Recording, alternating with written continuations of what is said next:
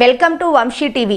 Tollywood natural star Nani compound నుంచి వచ్చిన mass entertainer Dasara box office వద్ద మంచి వసూళ్లు రాబట్టి టాక్ ఆఫ్ ది ఇండస్ట్రీగా నిలిచిందని తెలిసిందే. పక్కా తెలంగాణ రూరల్ బ్యాక్ డ్రాప్ లో సాగే ఈ చిత్రం గ్లోబల్ బాక్సాఫీస్ వద్ద 100 కోట్లకు పైగా గ్రాస్ సాధించింది. కాగా Nani Srikanth Odela block buster combo మరో సినిమా చేసేందుకు రెడీ అవుతున్నదని వార్తలు వచ్చాయి. వీటిని నిజం చేస్తూ నాని 33కి సంబంధించిన ప్రకటన చేసి అందరిలో జోష్ నింపింది Nani team. Nani and Srikanth Odela team ఈసారి కూడా యాక్షన్ డ్రామా ప్లాన్ చేస్తున్నారంటూ వార్త తెరపైకి వచ్చింది.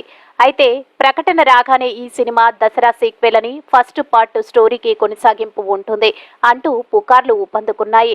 ఫిలిం నగర్ సర్కిల్ తాజా సమాచారం ప్రకారం నాని 33 సీక్వెల్ కాదట, ఒరిజినల్ ఫిలిం అని టాక్. శ్రీకాంత్ ఓదెలా కొత్త సబ్జెక్ట్ను రెడీ చేశాడట.